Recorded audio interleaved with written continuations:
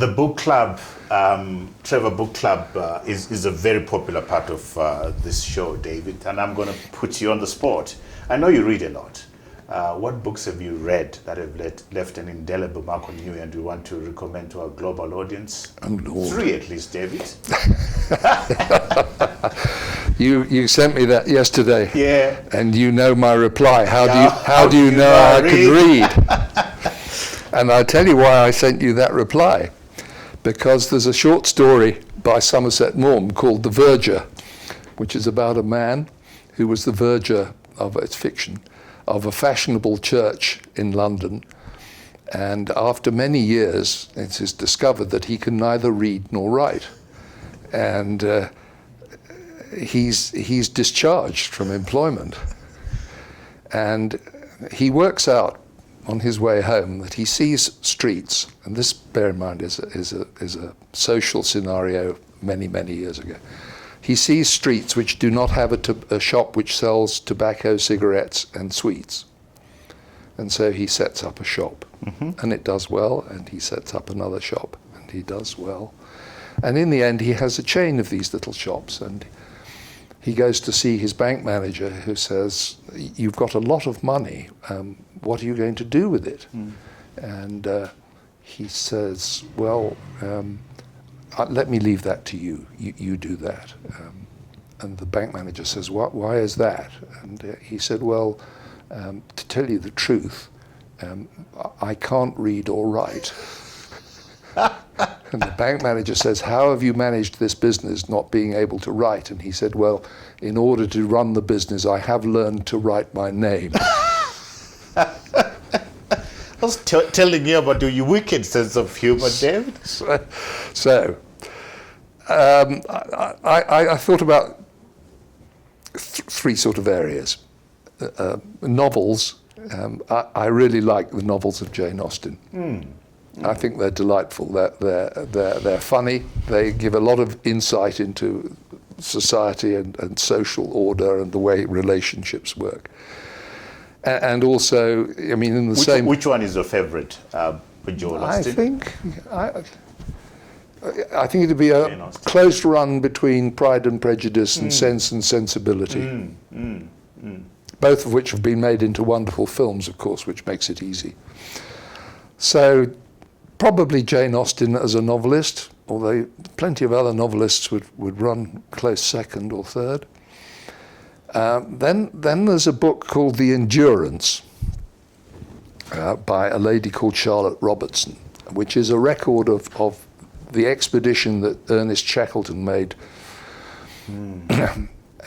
I think he left England in 1913.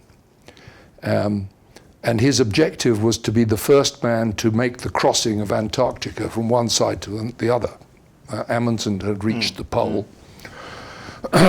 The expedition did not succeed because his ship was trapped in the pack ice. The ship was crushed and sank. And so there he was on the pack ice with his men. And nobody knew where he was. There was no communication. And he brought that whole party back to safety. Wow. It's an absolute epic of polar travel. Endurance. Navigation, because he had to cross open water twice to get to rescue. So the whole thing is an astonishing account of something. But what is also interesting to me is that in recent years, it's become a bit of a favorite with management educators who say that this is a book about leadership. And it is a book about leadership. I don't really like management texts very much.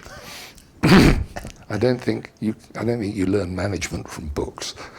But learn by doing it. But that book is a wonderful. It has this dual thing. It's this wonderful, astonishing adventure and achievement, but also how he did it. So that's your second book. That's number 2. Then number 3. I find politics very interesting, and politicians. From a distance.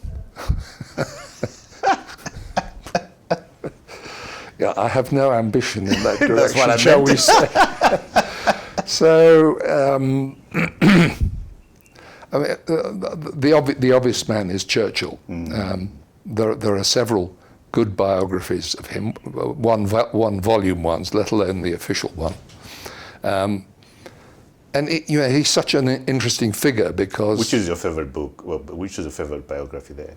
But the most recent one is by a man called Andrew Roberts, which is good. But the Roy Jenkins book, which has the more political slant to it, I've got that one. is interesting. Yeah.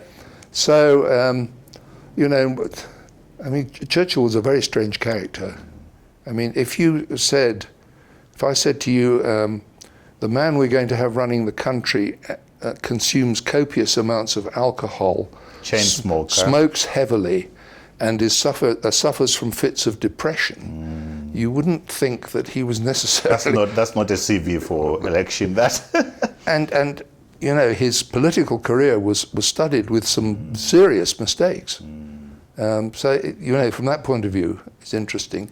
But the parallel book about Clement Attlee, Citizen Clem, is very interesting because they were more or less political contemporaries. Attlee replaced Churchill at the end of the Second World War. Although he wasn't the first Labour Party Prime Minister, he was the first, you would call the socialist Prime Minister. He introduced the National Health Service. He nationalised various parts of the economy. So very, very interesting. And you have the contrast of Churchill coming from a patrician background and Attlee, who was educated at a public school and at Oxford, and slowly gravitated from, I don't know what you would call liberal conservatism, to socialism. So it's a very interesting... They're interesting characters, interesting leader.